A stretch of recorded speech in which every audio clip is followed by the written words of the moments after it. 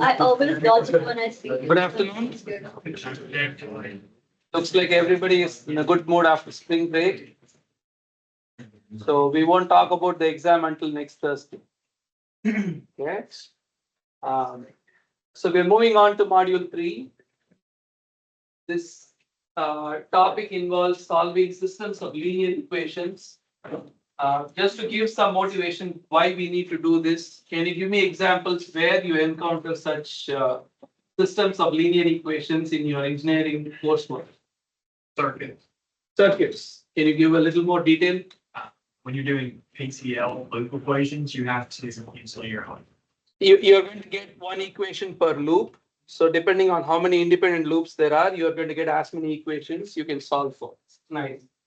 Any other example where you get linear equations, just like circuits? Yes. Reactions in force analysis when you don't know a lot of force. Truss networks, like static balance of trusses, right? So just like circuits, each loop or each closed circuit will give you an independent equation that you can solve for. Ultimately, you can get the force components at the nodes. Good. One more example and we'll move on so that you are convinced that this is worth paying attention and you don't have to think about dinner right now. Yes. Want to say something? No. Yeah. Does it work in the collection of beams? Yeah, static analysis. Yeah, in general, analysis of structures will, if you have 1, 2, or 3-dimensional structures, each dimension will have an equation, and each nodal point you can develop a force balance. So everybody generally agrees that we encounter systems of linear equations in solving for circuits or structures or even flow problems if you have multiple flow branching networks, because flow of electricity and flow of fluid are not very different. They're quite analogous actually. So you know this from a long time ago. If we give you 2 equations in 2 unknowns, you can solve for it. Like say, for example, if I give you a part of this system, you know how to solve by eliminating one of the variables in terms of the other and substituting and solving it. And that obviously extends to 3 dimensions or 3 variables also, except as you do it for 3, 4, 5 and many independent variables, it just becomes laborious. We don't want to do any labor. We like to automate. Why? Because we are lazy. Being lazy is good engineering, by the way. Not saying it's a bad thing. My wife complains about me not doing the vacuum. So I got autonomous vacuum robot and now she's okay. All right. Okay, so now there are possibly many different ways of solving linear equations using algorithms, and we are going to spend one lecture on that. Just one lecture on possibly hundreds of methods. So I picked one method that is representative of those several different approaches. It is an iterative technique. It embodies the principle or the philosophy of this class, which is not to know everything, but to start somewhere, guess something, and continue iterating towards an answer. It is the algorithm called Gauss-Seidel method. Okay. Obviously, the dude Gauss is also quite prolific. Did you touch the thermostat? You were previously told the person would increase the temperature. Okay. All right. So jokes apart, I just want to teach you this technique, which is quite intuitive. If you look at an equation like this, three variables, x1, x2, x3, I even have the answer for you here so that in the end we'll have something to compare with. We are going to do a very simple procedure. Just pay attention. Step 1, arrange the equations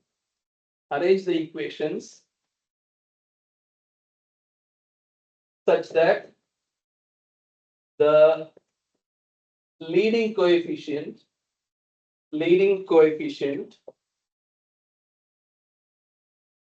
in the first equation is non-zero. It's kind of a dumb thing to say, but the saying that if you write this equation as your first equation, you need to make sure that this coefficient of x1 is not zero. Okay. Now, let me ask a simple question. Does it matter which one I use as my first equation? Should it matter? It shouldn't, right? You can use the second or the third equation. It's totally arbitrary in what order I write them or which one I select as my first equation. Just make sure the leading coefficient of the first equation is non-zero. Okay. So if I write it in a general form, let's say I write this a11x1 plus a12x2 plus a13x3 equal to 0. Rearrange to solve for x1. So x1 equal to minus a12x3 plus a12x2 plus a13x3 divided by a11. This is why we need to ensure that a11 is not 0.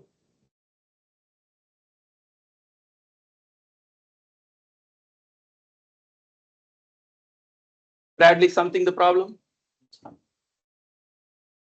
Okay, so we rewrite for x1.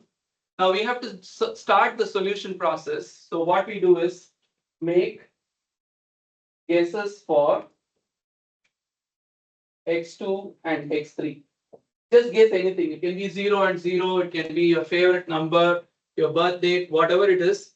Just make any guess value. The method will eventually take you to the correct answer.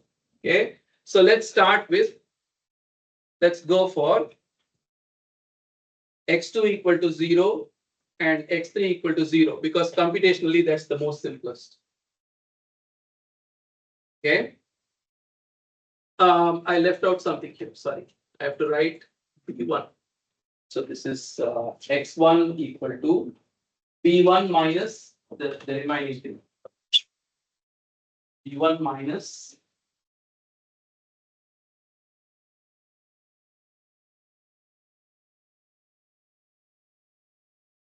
so if I choose x2 and x3 to be 0 as my initial guesses, that gets me x1 equal to b1 divided by a11.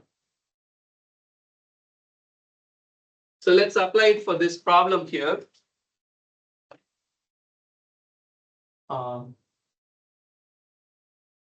X1 first iteration is 7.85 divided by 3, which is 2.6167.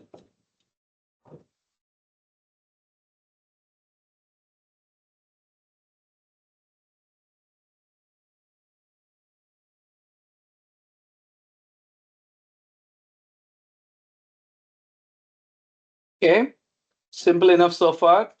We took the first equation. Can be the first as long as the leading term or the coefficient multiplied with x1 is not 0. It has to be non-zero. You invert it as an equation for x1 in terms of x2 and x3 and the other coefficients. Choose a guess value for x2 and x3. Can be literally any real number. No complex numbers, only real numbers. Okay, literally any real number. We chose 0 and 0 and we got x1 equal to b1 divided by a11, which in this case is 7.85 divided by 3, 2.6167. Anybody can predict what's the next step?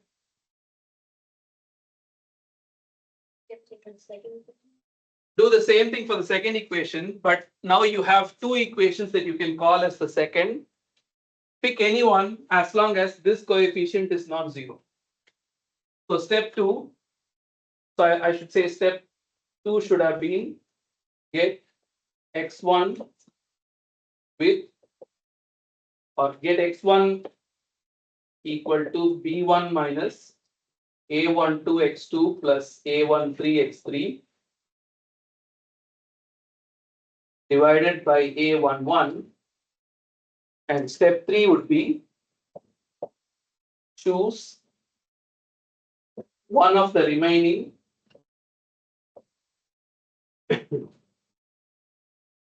equations as number 2 such that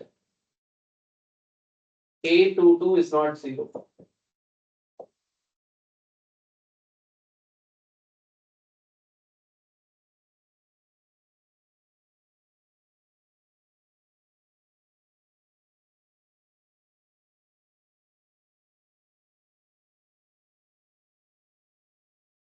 So I'm going to write memory, or if it were a computer, it will be held in memory.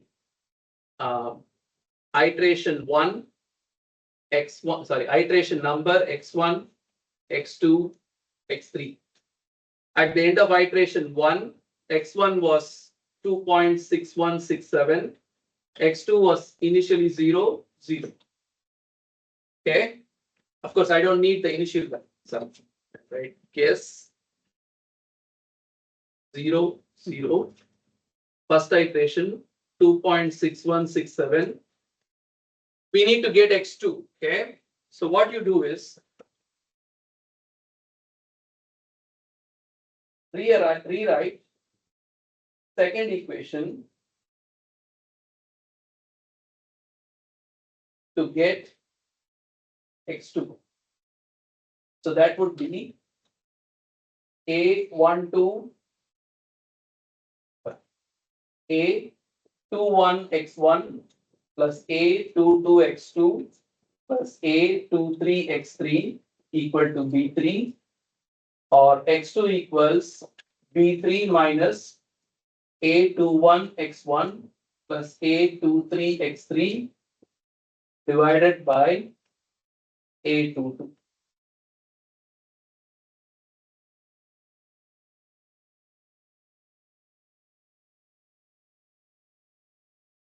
Yes. Must be. Thanks for catching that.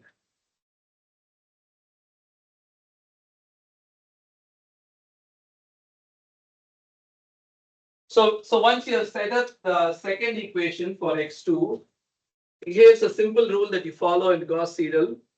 Always use the latest value for x1, x2, x3, or xn, any number of variables that you're trying to solve. So by that logic, what value of x1 should I use here? Should I go for a guess, or should I use the latest available value? The latest being 2.6167. So I should use x1 as 2.6167. x3, the latest available value is still 0. Use the two of them to compute x2 and update it here. Go ahead, do that.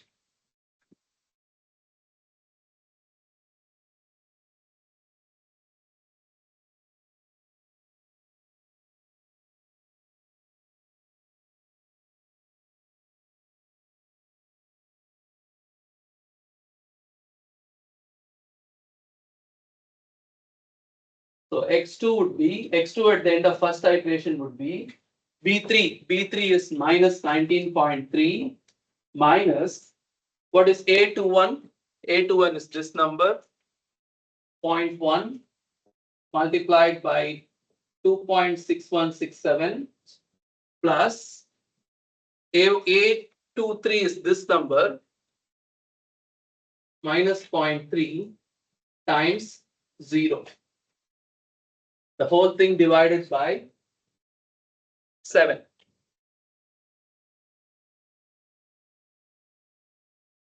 Which is equal to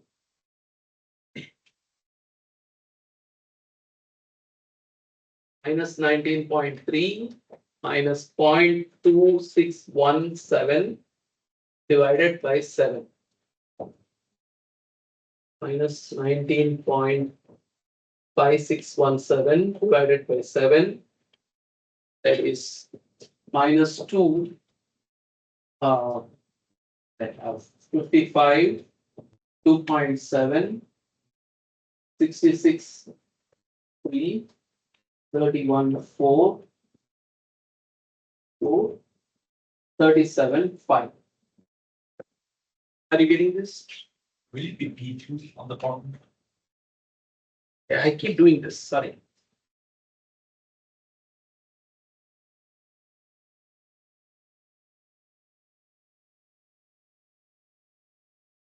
Is my arithmetic okay? Minus 2.7945.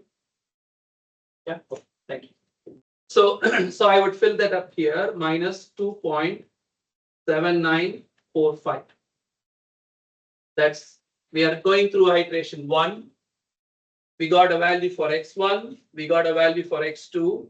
Now you know where this is going. The remaining last equation is this one. The term here is non-zero, so we are okay. Step 4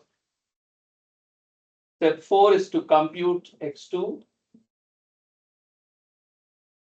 And step 5 is to compute x3.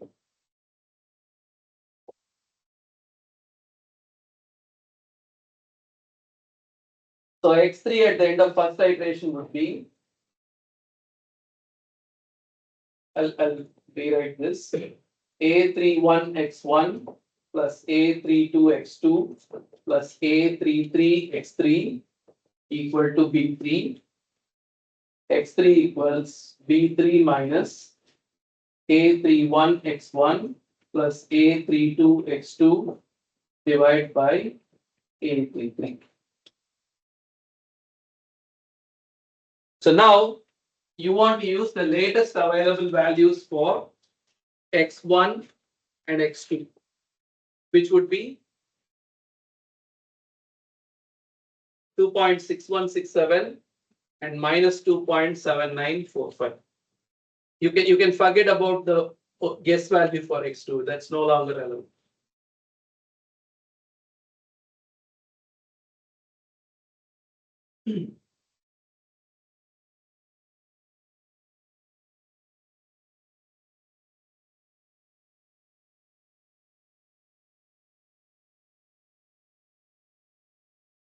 Any question? Not clear.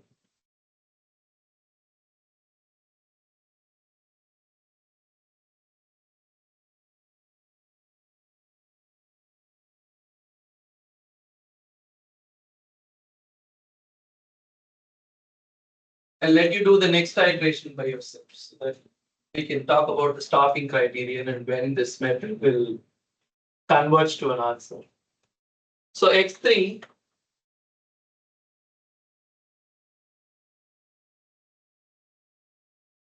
would be, what is b3? 71.4 minus 0.3 times 2.6167 plus minus 0.2 times minus 2.7945. The whole thing divided by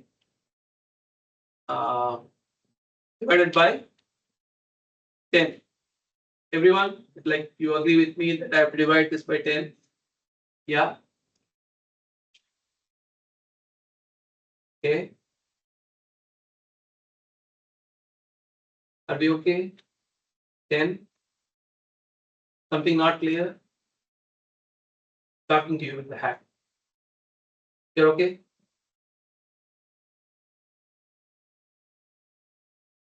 Can you compute and tell me this? 7.00. 7.0056. So the value of x3 is 7.0056.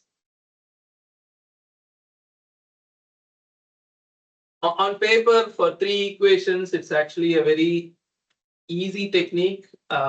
It's very transparent. You can quickly seeing it moving towards the answer.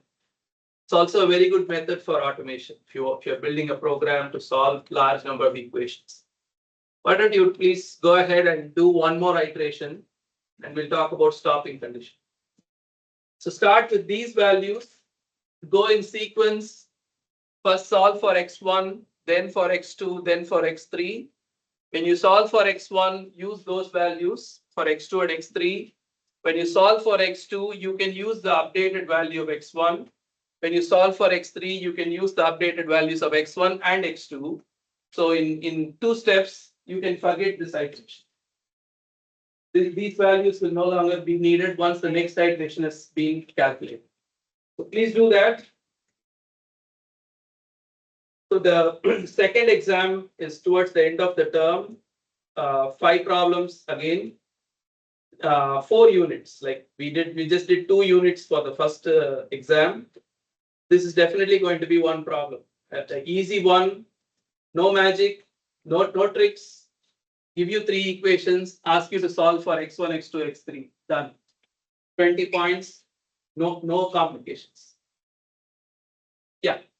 Could we use Gaussian elimination to solve for it instead? No, I want you to use that method. Okay, the only constraint I'm going to put is use Gaussian.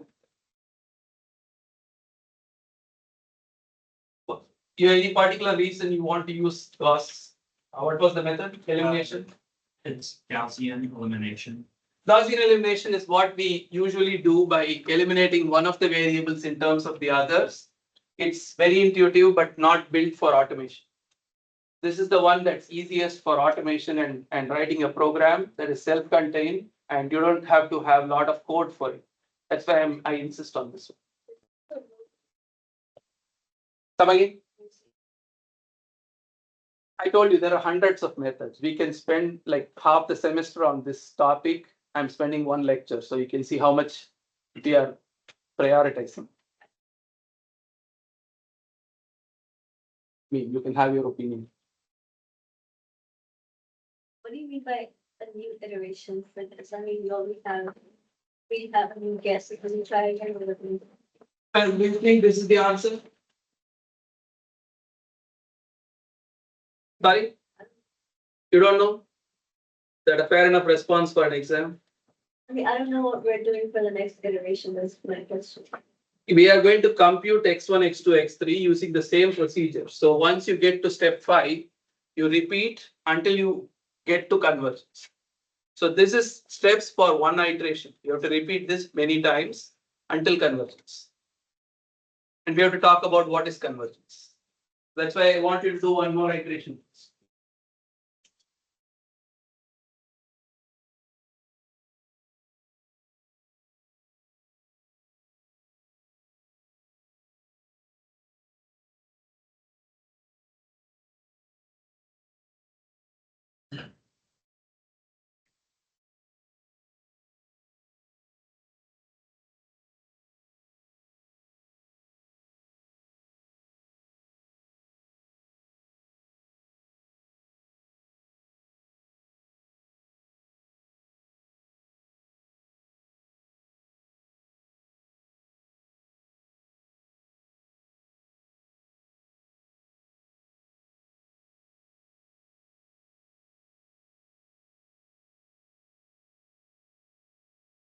So x1 would be 7.85 plus, or I should say minus 0.1 x2 minus 0.2 x3 divided by 3.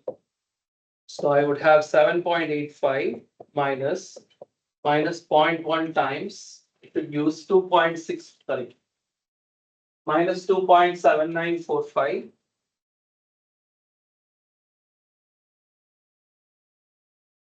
minus 0.2 times 7.0056. Whole thing divided by 3. Can you compute this and tell me, please?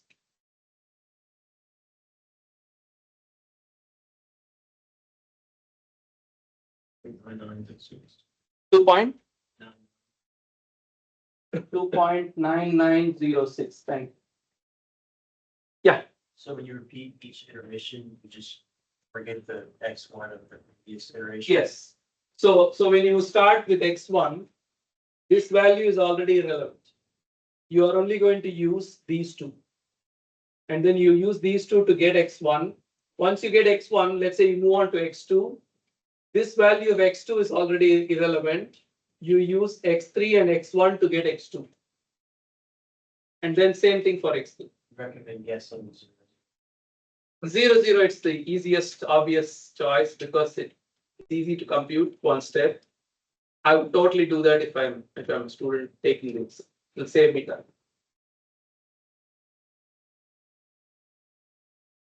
So after the exam, I spoke with a few people, and what I learned is many of you spent a lot of time on problem 1. But to be honest, all the problems are equal value. You have to play the numbers game in the exam. You can be a hero after the exam. In the exam, if you're going to take 75 minutes, 5 problems, 15 minutes per problem, the same 15 minutes gets you 20 points elsewhere. So you should play the game.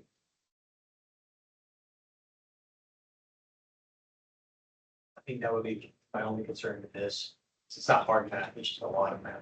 It's a lot of number crunching, yes. So what I will typically do is I will give a table and maybe even give some initial guesses for 1 or 2 of the variables. If there are 12 computations to be done, I'll do like 6 of them and leave 6 gaps that you need to fill, something like that. Okay, but in the end, we are anyway checking if you are getting to the right steps, that's all. Even in this exam, I gave you the final answer. So I'll totally give you this answer and ask you to get the intermediate steps.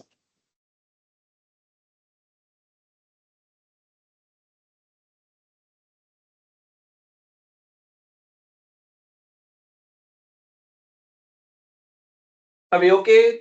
Is everybody able to follow this? It's not too complicated. Okay, 2.9906. We need to compute x2. So wherever x1 appears, I'm going to use the latest value, 2.9906.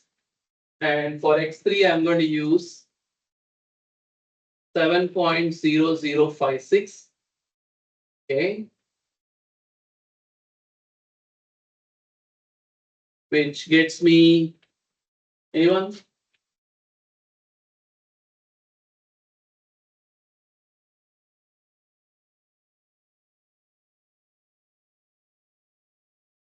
Negative 2.4996. Negative 2.4996. Thank you. And for x3, I'm going to use, instead of x1, 2.6167, I'm going to use 2.9906 multiplied by minus 2.4996, which should get me very close to 7, I think. 7.0003. 0003. Thank you.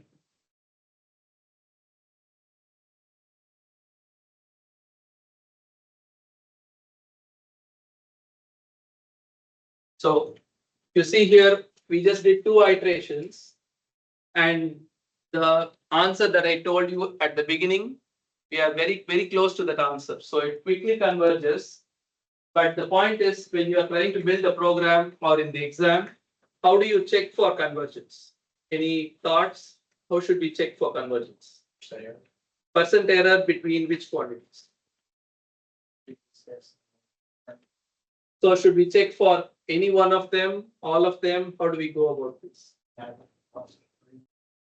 Okay, that's acceptable. So he's saying check for the relative error and take an average across 3. Daniel? So do just X once. There's no one universal way to this. I want people to understand that any reasonable choice is fine. Some people will check any one variable. Some people will check all 3 variables and wait until the minimum of those goes below a certain threshold. Some people check average. Everything is acceptable. There is no one correct way to do this. Yeah, something that's reasonable. You can plug them into the equation, right? You can plug the numbers. Well, you can check that, but if you are thinking in scale, that is, if you are trying to do this not for 3 by 3 system, let's say by a million equations for a million variables, you want to check which will get you there in the least number of computations. For a 3 by 3 system, what you're saying makes sense. You can just plug it in and do it quickly.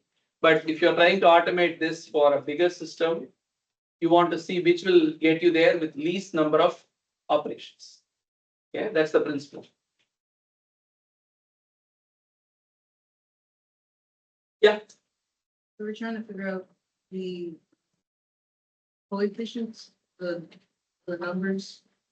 we're trying to figure out, sorry, what we are trying to figure out. Talking about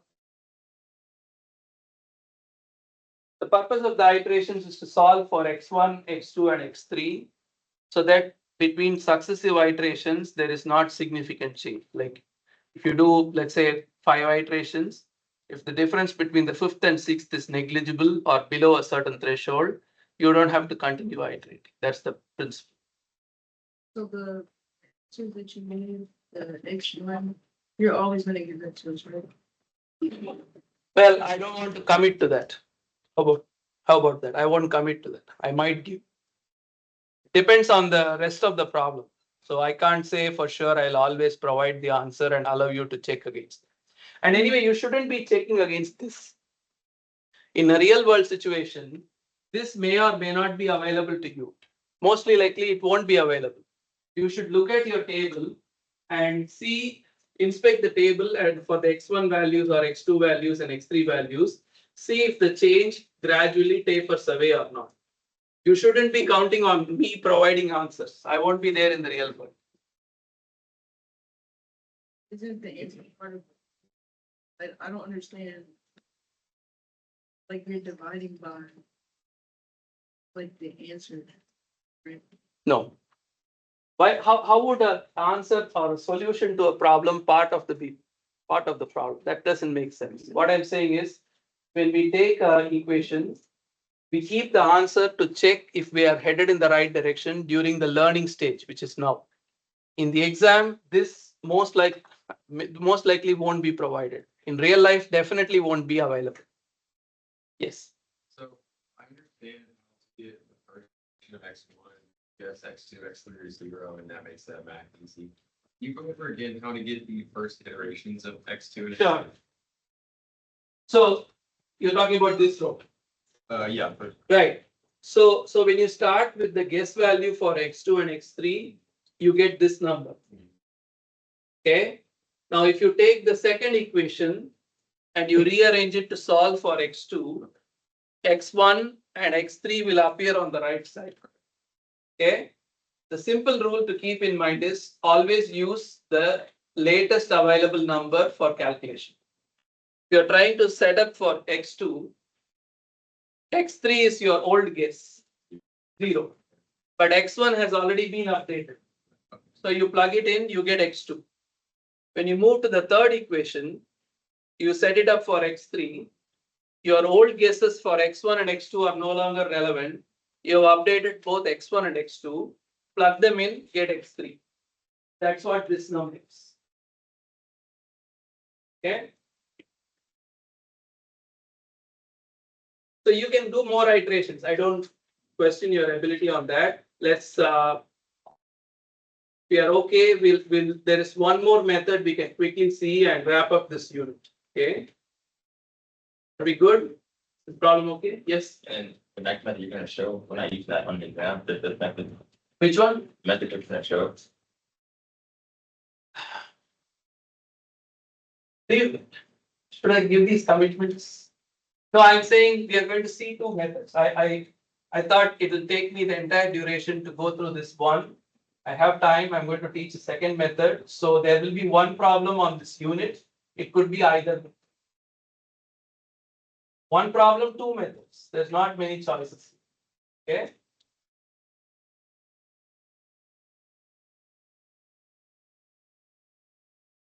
Good. So we'll keep this equation because it's a problem for which we know the answer.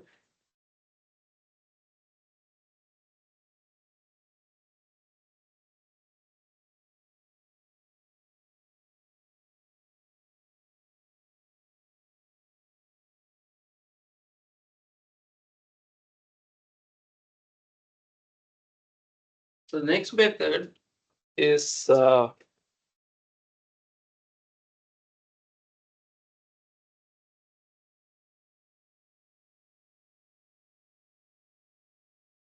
Kramer's rule. Okay, Kramer's rule. It goes something like this. Okay, so we write a11 x1 plus a12 x2 plus a13 x3 equal to b1.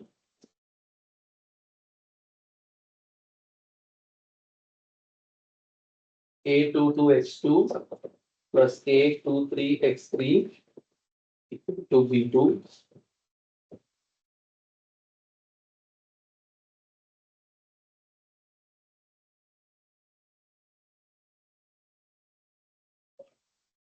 Equal to b2.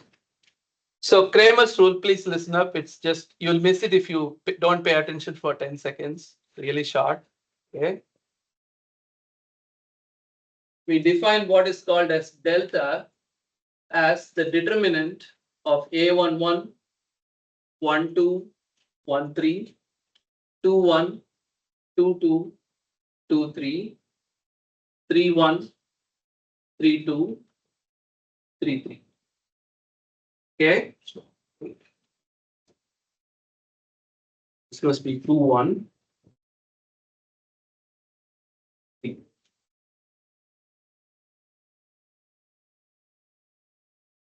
Okay, so this quantity delta is the determinant of this. If delta not equal to 0, then we have a unique solution. If delta equal to 0, then the system has infinitely many solutions.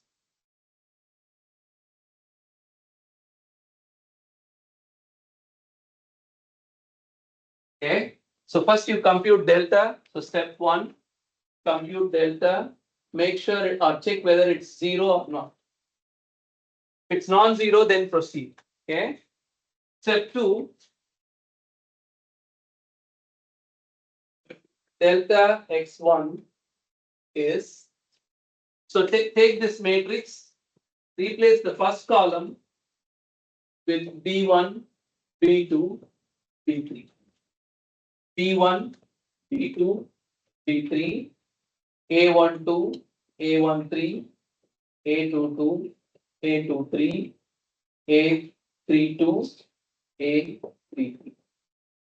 So this is delta x1, and x1 is simply delta x1 divided by delta. Similarly for x2, x3.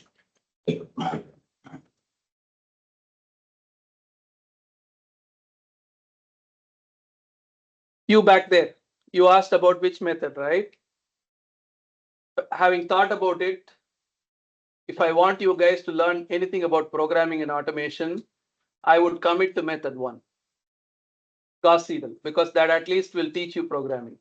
This is, in my opinion, not a very scalable method because you have to keep computing determinants as the number of equations in your system grows, this will get more computationally expensive.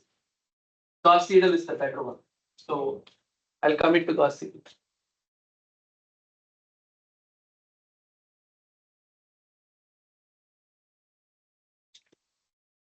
Yeah, What's that? similarly.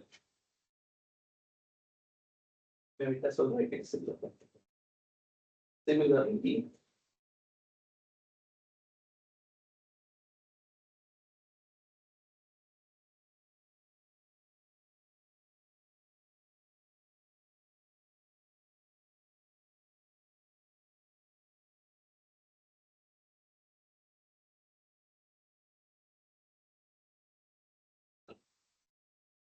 Okay. So for practicing Gauss-Seidel method, I would refer you to chapter 11, end of chapter problems, pretty much from like 1 to 20 or not, sorry, 1 to 16. 1 to 16. I don't plan to ask a lot of word problems in this Gauss-Seidel method. I want to save that for the later chapters on regression and ODE solving. Okay. So here we are just getting cut and dry.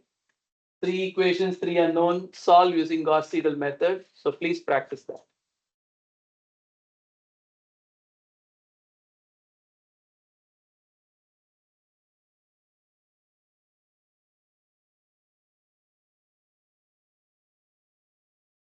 Okay. A quick detour about the project. Have you guys started thinking about your topics? At least you have formed groups, right? Everybody has told us their groups. That's good. So let me share some things I posted online.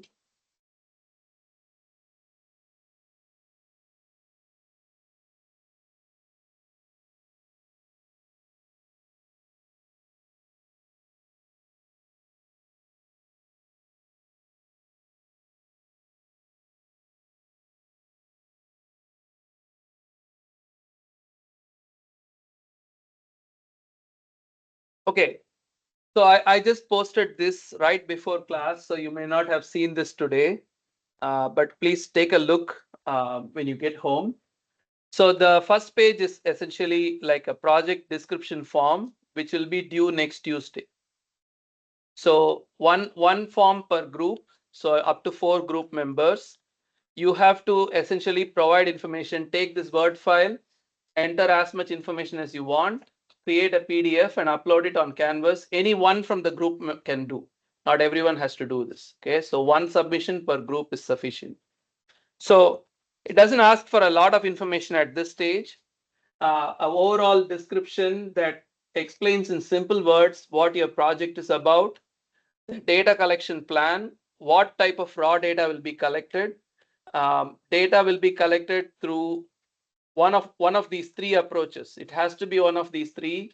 Either you do an experiment with tools that you can find easily at home or somewhere here in school.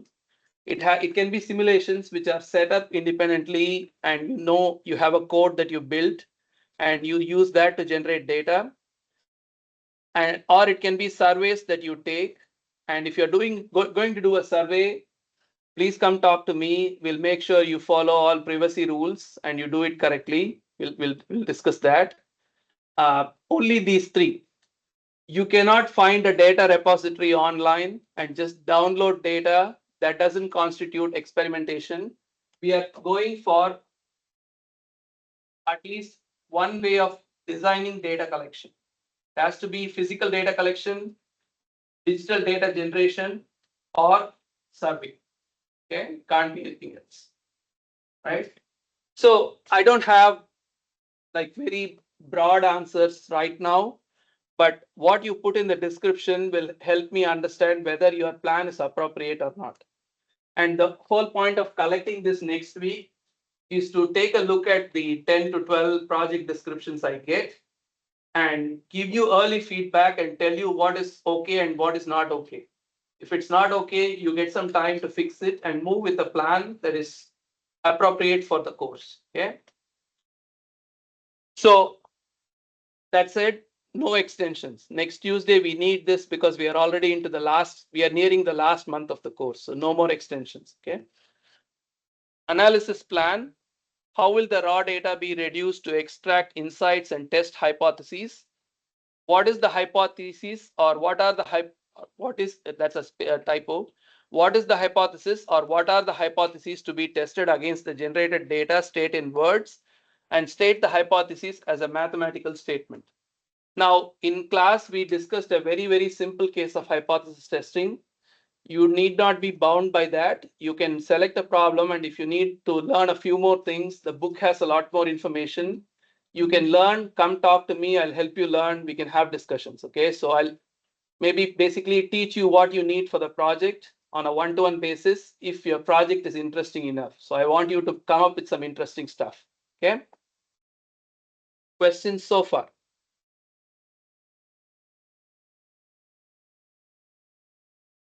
Yeah. Not interesting. Okay. That's hard to say because you bring me something, I'm very sure I can be offensive. So, but I do have an example of what I would think of as a project. Once I'm done with this, I'll go to my office, grab that, and I can tell you what I can think of as a course project for this, if I were one of you. I put this here. Use of AI is strictly prohibited. I can't enforce it. Nobody can enforce it. AI is a big mess right now. So it's really up to your honor. Please don't do this through AI. It will short circuit your learning. Okay, please don't do that.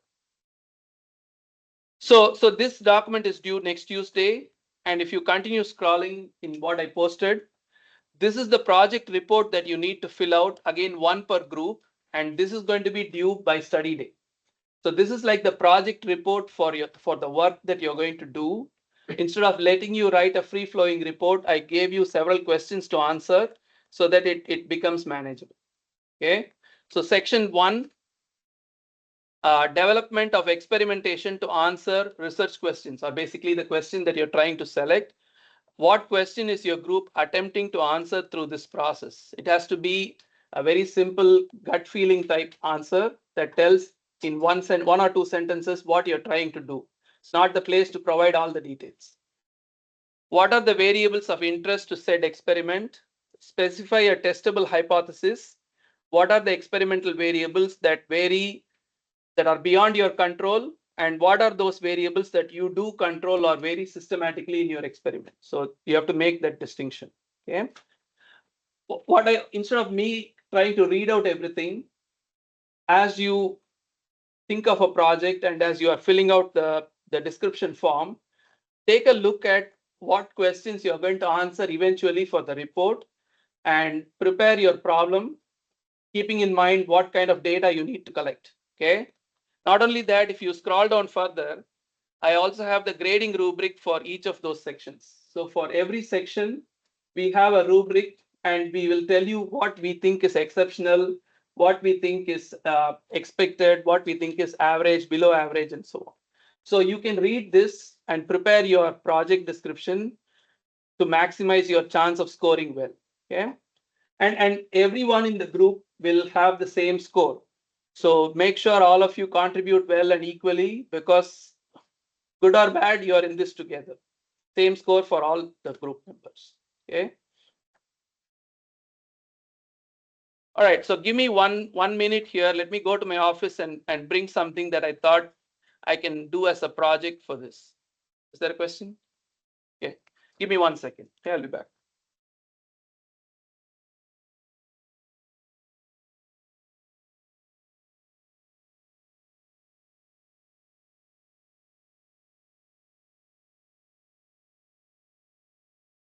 Like,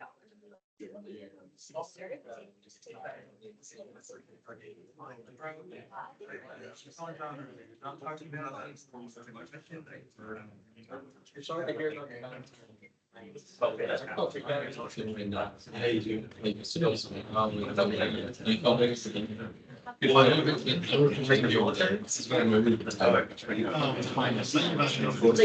this affect, the outcome factors, within this team? That's like, this being an engineer affects the average unit in the past. And then, like, like, yes or no, within this or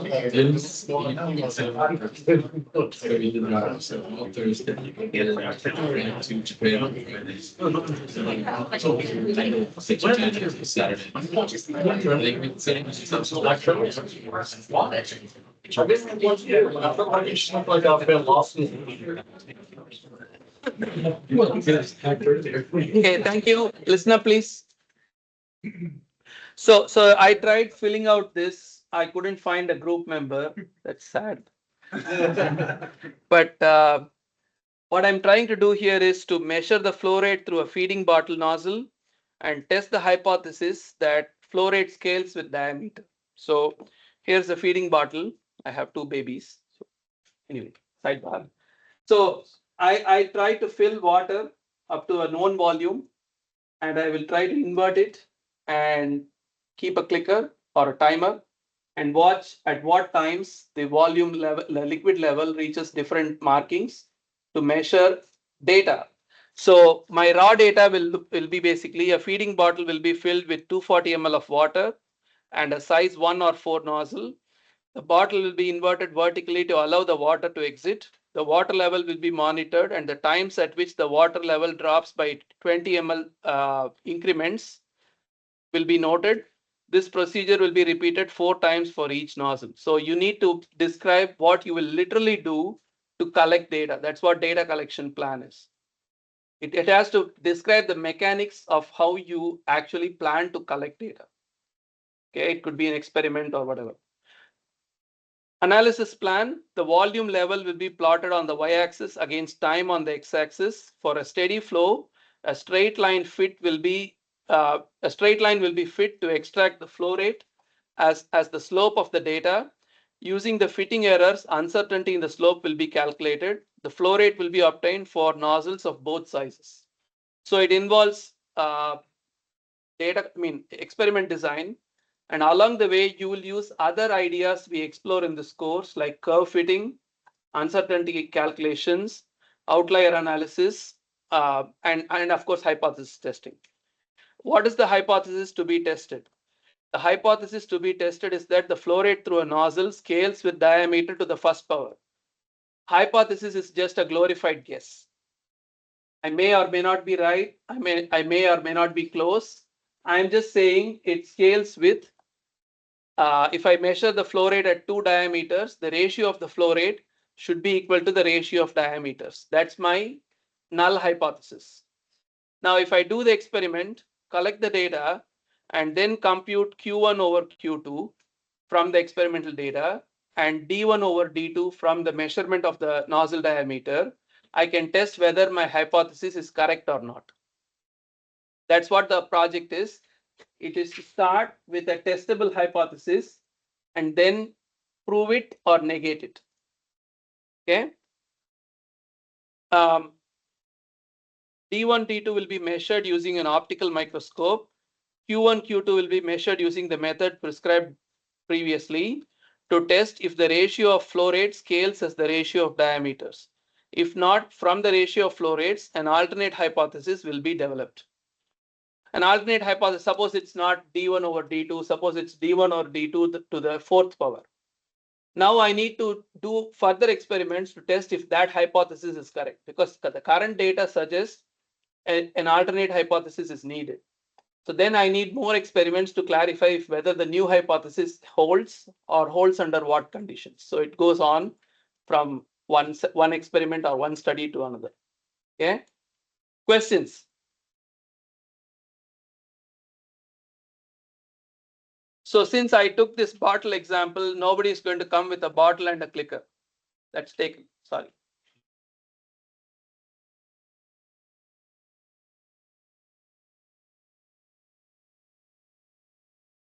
So I understand everything is now being given to you like just now. So what I suggest all of you to do is get together as a group, go through the project description form, the report form, and most importantly, the rubric that tells you what you need to do, what level of work will get you what level of score. Study this as you prepare your project description.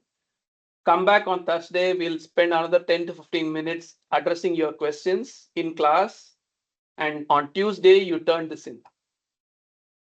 Okay, so after Thursday, the next stop is Tuesday. So please bring all your questions on Thursday. All right. Anybody has not formed a group yet? Good. Everybody is in some group. Good. Okay. Okay, good. Thank you. So we still have 30 minutes. I think we're doing really good today.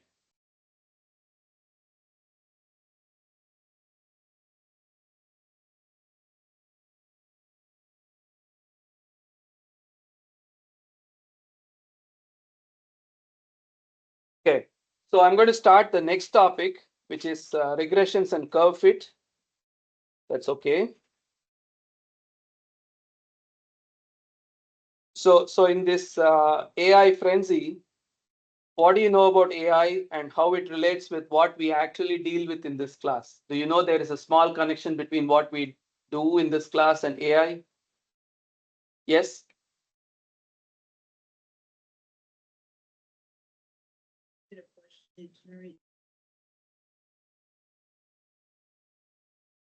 Okay, that is true, but can you tell a little more detail how exactly that works?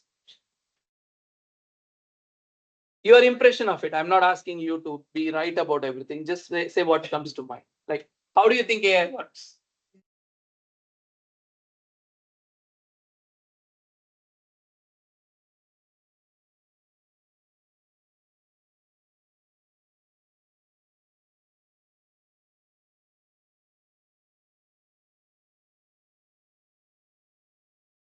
Madison, you're saying mostly things that we all already know. I'm asking, can anybody provide their thoughts on how AI actually works? Did you want to say something? Does it maybe interpret our language based on probability of like what words will come next that we're saying, and then it uses the collective sentence that we make to then search a database? So I think we all can agree. She also said this. AI has a database of words. It also has some idea of what word will come after the another. So when you say a word, it has a way of guessing what your next word is going to be. It may be right 99 out of 100 times or 999 times out of 1,000 and so on. But there will be some instances when you are going to say something else, but AI predicted something else. That's going to happen. We all know this story so far. So my question is, how exactly do you think that probability or that guessing game works? That's the meat of it. That you have an AI model, it's going to tell you what comes next. How?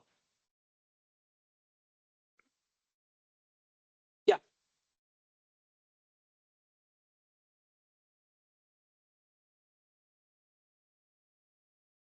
You need to give more detail. You are getting somewhere, but more detail, please.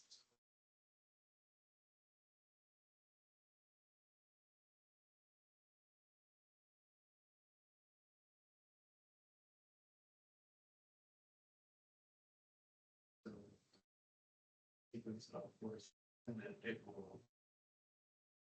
It'll solve a system of equations in order to determine uh, desired outcome. Okay, I'll accept that on a big picture level. That's correct. So my question is, you talk about a computer or a database storing words and retrieving words and then making your guess for what should be the next word. How do you think words are actually stored in a machine? We all know machines don't use English, right? That's values. Binary. Binary. What were you going to say? It's numbers. Numbers. So at a very, very basic level, if you don't want to, just let's talk a little bit about a more smaller set of information than LLMs, because what LLMs are trying to do is essentially take all digital information that's on the internet, form a mapping of what comes after what. And when you ask a question, it's not really thinking in the sense, it's just saying what are the most probable answers to your question based on all the information it has ever been fed. Okay. So it's very hard to understand how LLMs work from that scale. Let's shrink that down. Okay. Um, let's take this class. I like this class. Okay. Everybody has, let's say, two attributes that we all care about: your height and weight. I don't want to know your name. I don't want to know any identifying information about you. But let's just say I make a tabulation of your height and weight. No personal information. And I'm not going to actually ask you this information, so don't worry. It's okay.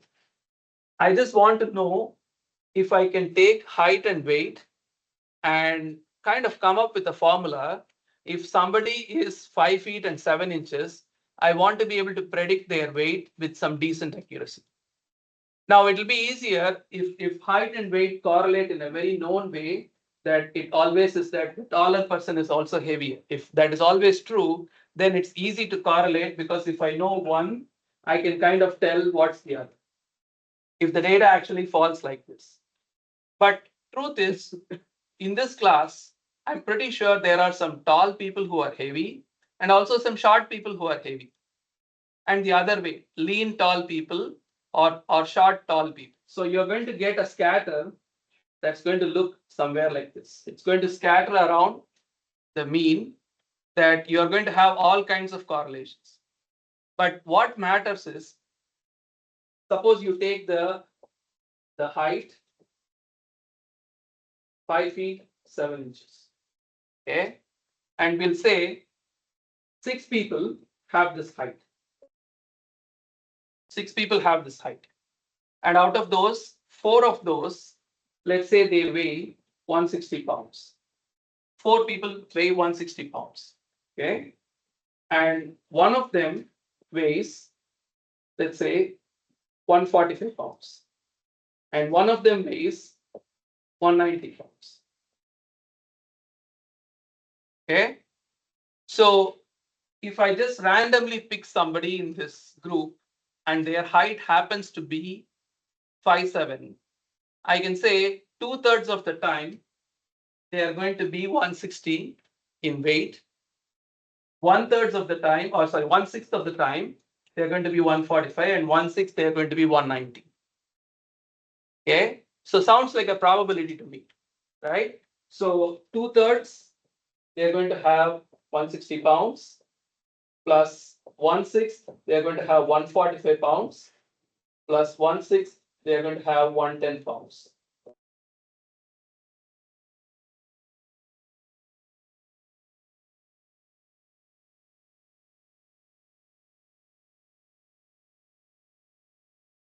Okay, so where does this connect with AI? Can you make the leap from here? I randomly select a height and then I have these probabilities. So how is this now becoming an AI model? It's just 2 pieces of information, height and weight. So it's easy to think of it. Okay. So as far as this class is concerned, if I always make the guess that it's going to be 160, I'm still going to be right 2/3 of the time, but I'm not going to be right 1/3 of the time. Okay. So this relation between them is what we call a model. That is the height as a function of weight or weight as a function of height is what we call a model. It's a relation, it's a theory, it's a statistical pattern that we observe. And then once we have this, then we make all possible scenarios as what will be the possible outcomes. If you do this in scale for not 2, but like 1 billion possible independent variables, that would be called an AI model. But what I really want you to get is AI model is no more sophisticated than what we are going to study as a regression model. It's just bigger in scale. It's more variables, more equations, more correlations, but at the heart of it, it's no more complicated. That is what I like to say. AI really has no theory. It has no theory. God, can you please stop messaging me?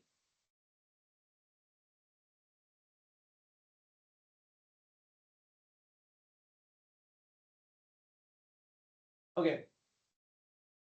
So it has no more theory. At the heart of it lies a correlation. And we are going to begin the first step by learning how to make a correlation between 2 variables. Okay. So these 2 variables,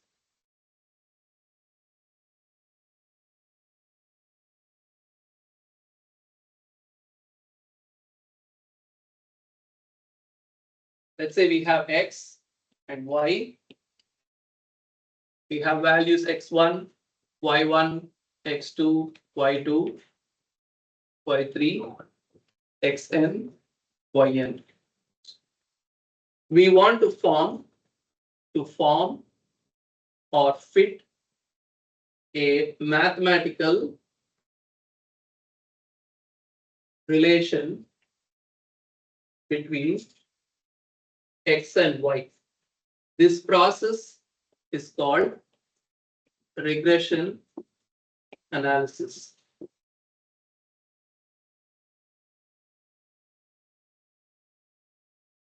Okay. So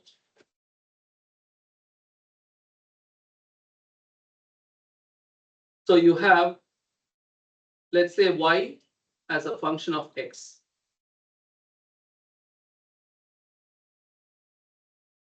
So we'll just plot y and x. Let's say there are data points that we try to fit. Okay. The key difference is what you have here is discrete data. And once you form a regression, you get y of x, which is a function. Which means all the data is lost. You can't access that anymore. You are replacing an entire discrete data set with a single equation. Now coming back to your AI example.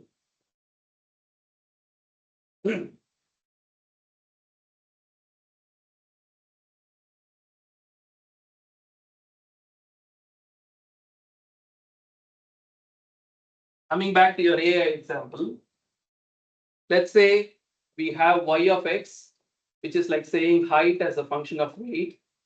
Okay. Now you have done your fitting, and let's say you get a correlation function that looks sort of linear. It hides a lot of the noise. That is, you don't know the fact that at 5.7 there were 3 possibilities: 160 pounds, 4 out of 6, 145 pounds, 1 out of 6, and 190 pounds, 1 out of 6. Okay. Here is where AI, here's how actually AI works. So what it does is the moment you enter a number, let's say 5.7, you generate a random number. Generate a uniform random number between 0 to 1. It's somewhere between 0 to 1. So this scaling here from 0 to 0.6667, you get 160 pounds. Between this 0.1667 to the next 1/6, that is from 2/3 towards the next 1/6. 5/6. 5/6 is, how much is 5/6?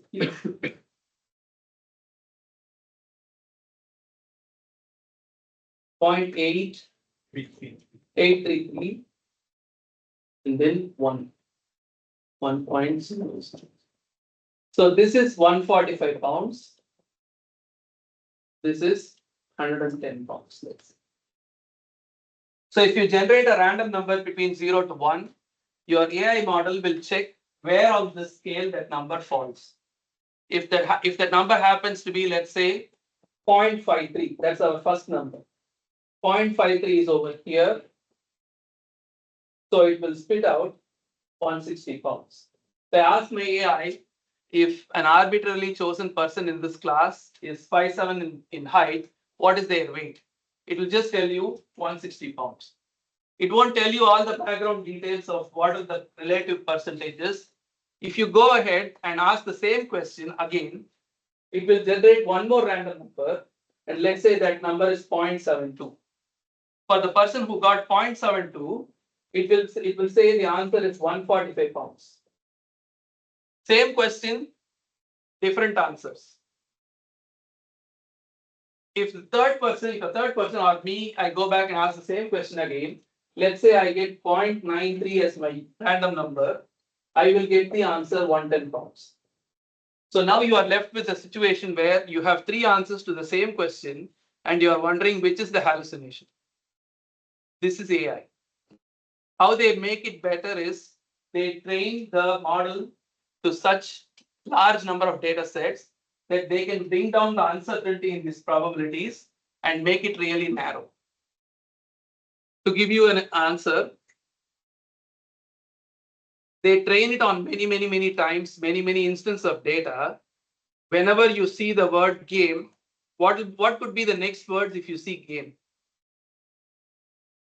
Game changer, game day, game point. Any other word that can come after game?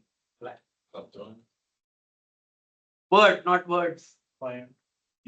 Game plan. So we can think of so many possibilities. I just gave you game dash.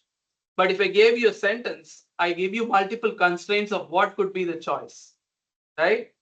If I give you a sentence or I give you a paragraph or I give you an entire document or a write-up, an essay, I give you more constraints where I'm telling you what could be the next word. So the AI model, as it adds more parameters or more sophistication, it doesn't look just at the previous word, it looks at many words, many sentences, and tries to guess what should be the next word. So it just gets better as you do more, feed more data, but at the core of it, it relies on two principles which we learned in this class. So you can also be calling yourself AI experts in a sense. It uses regression to form a function that connects a variable to its output, and it uses Monte Carlo sampling to generate outputs. Yes. Is it doing that like while we're typing or after we submit the? After you submit, the prompt goes to a server, where the server does some calculations and asks multiple other servers for the answer, and then it gets back to you. So it involves a lot of calculations, but it's not computation in the sense AI is like this very well-informed librarian who can run the steps and pick up books and quickly look up information for you. But the librarian is not a scholar in the sense that the librarian doesn't understand what's in the book. He or she is good at bringing the books to you, is not a scholar. That's what I want you to understand, that AI can do things for you, but that doesn't make it right unless you understand this principle.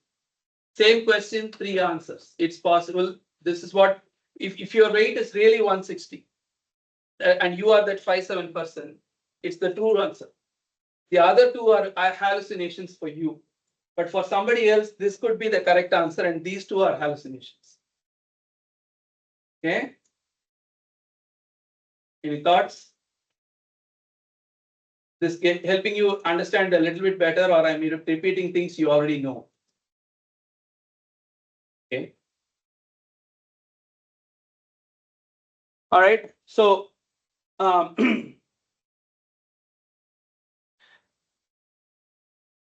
let's do a problem, shall we? Like we still have 10 minutes, so we don't want to lose that time.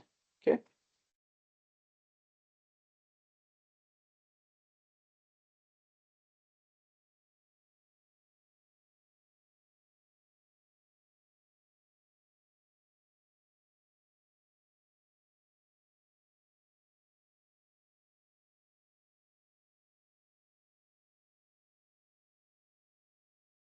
Okay. Problem 17.3 from the textbook. Problem 17.3, page 487.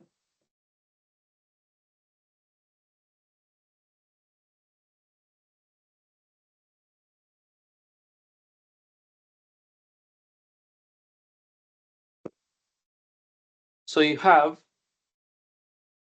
X and Y.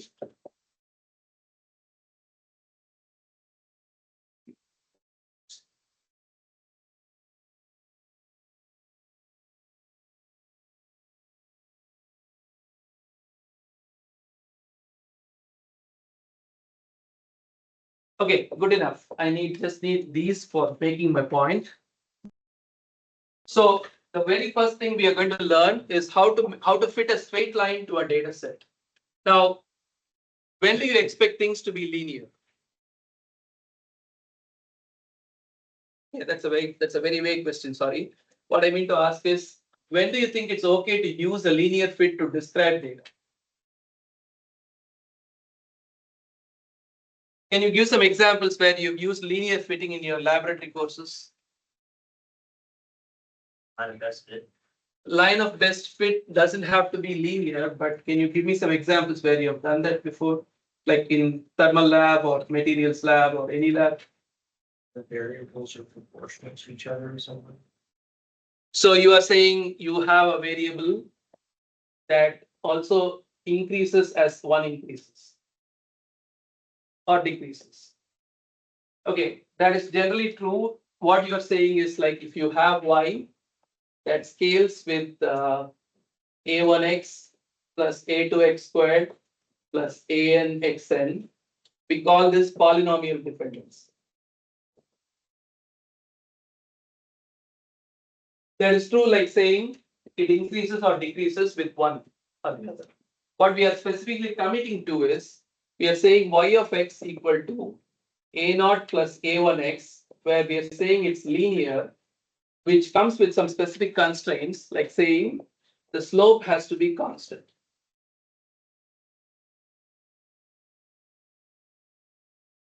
So we are saying we don't know that. Okay, first thing to know about curve fitting is before you fit the curve, you can never be sure.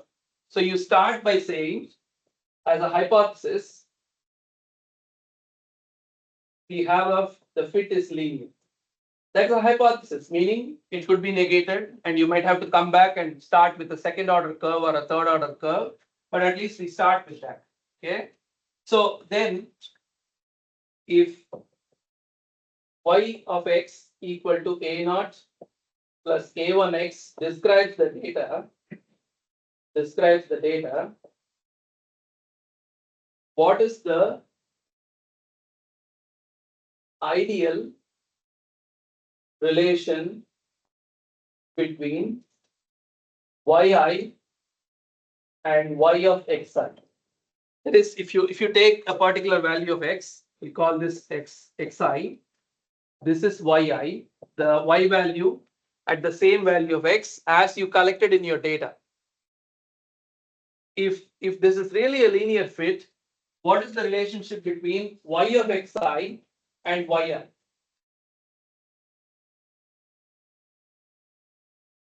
The fit should ideally do what?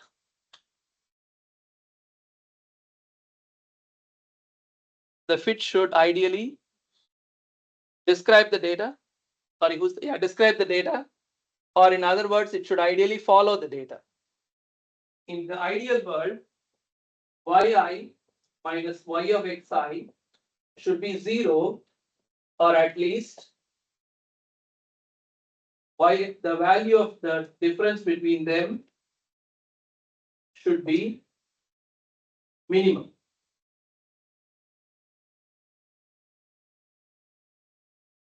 Should be minimum,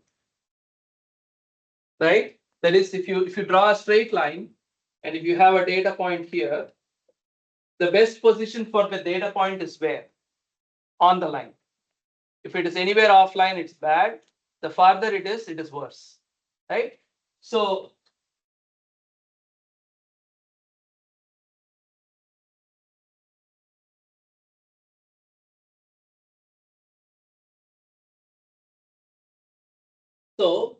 the best or ideal choices for a naught and a1 will minimize the magnitude of yi minus y of xi. Would you agree with me? The best choice will minimize this. That's why we call them best fit, right? So this is like saying yi minus a naught plus a1 xi.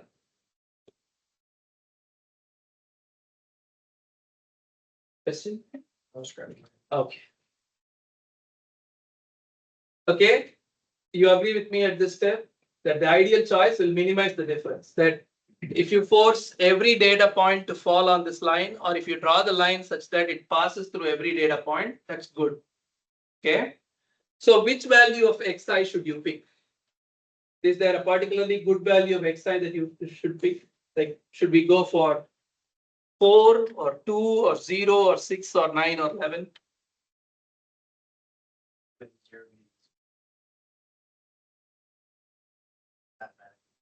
No. And start about doing the easiest thing.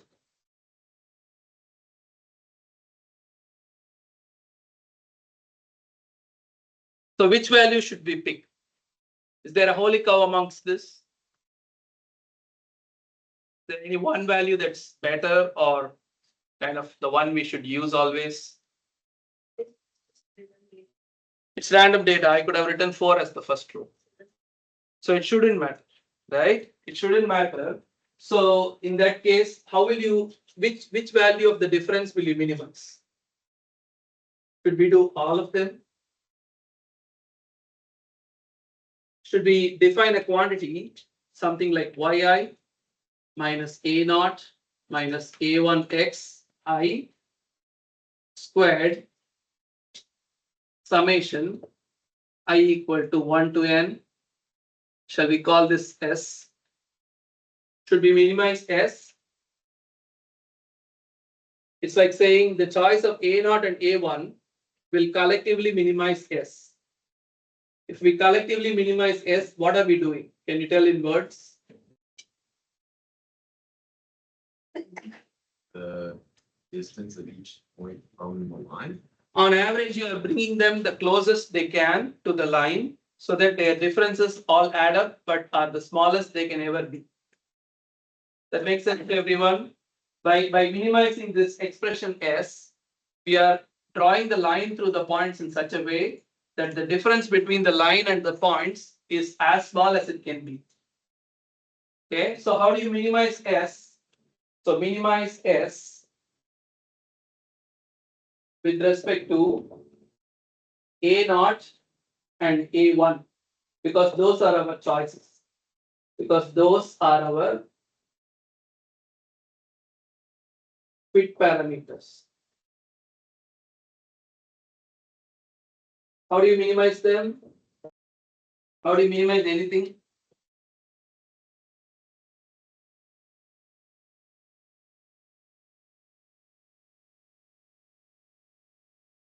Calculus.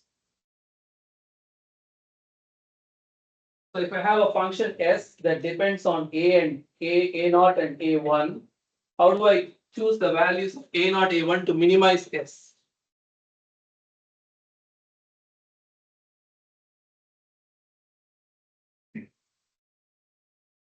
Yeah, Take the derivative and find the slope is 0. take the derivative and figure out where the slope is 0.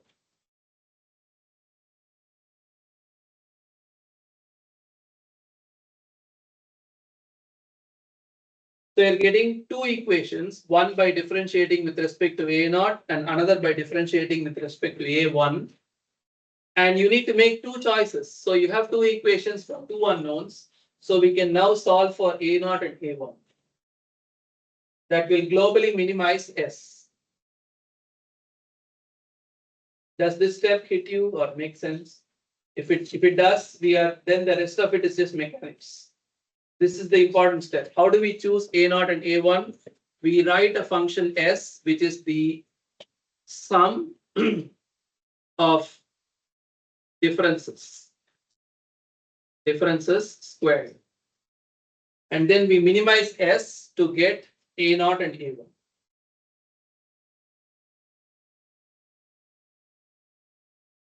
What are some other ways you can do the same process of choosing A0 and A1? You can randomly guess. Okay, you can randomly guess A0 and A1. The residual will still be defined as S, except you can't ensure or guarantee that it will be a minimum. You do this systematically to make sure S is a minimum. Okay.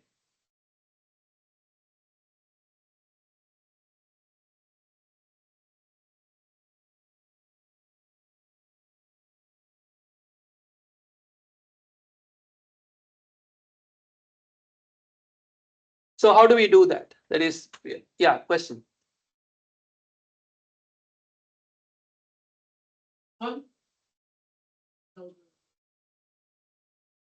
Because those are our fit parameters. Okay, tell me what's the consequence of this, and we'll all go home. Take this expression, differentiate with respect to A0. Tell me what will we get? So if I differentiate this with respect to A0, I'm going to get summation.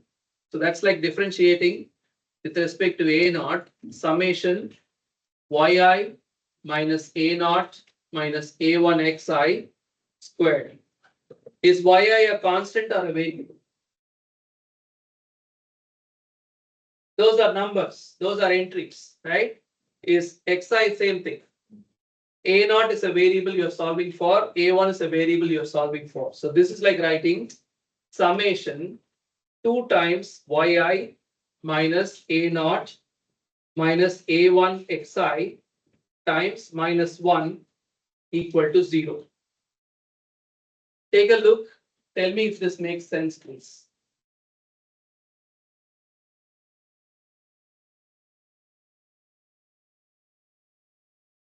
It's still a sum of several terms, okay?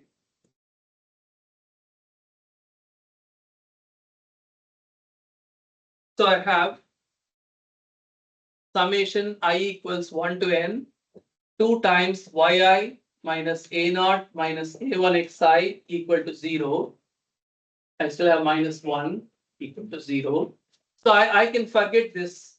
I can write this is minus 2 times summation yi minus A0 times summation of 1 n times minus A1 times summation of xi. Can I write this? What is summation of yi? These are all my yi values. I just have to take a vertical sum of them. What is summation of xi? Vertical sum of all the x values. What is the summation of 1 counted n times? What happens here? N. This 1 counted n times, right?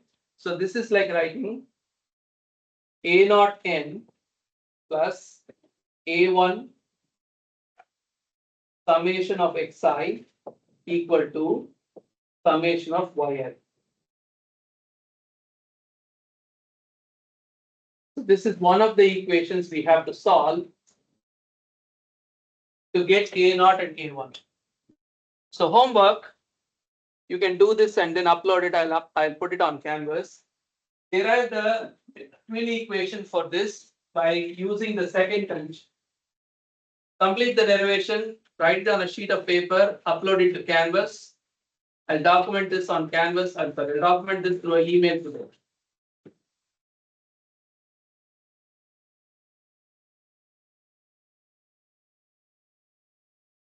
Before.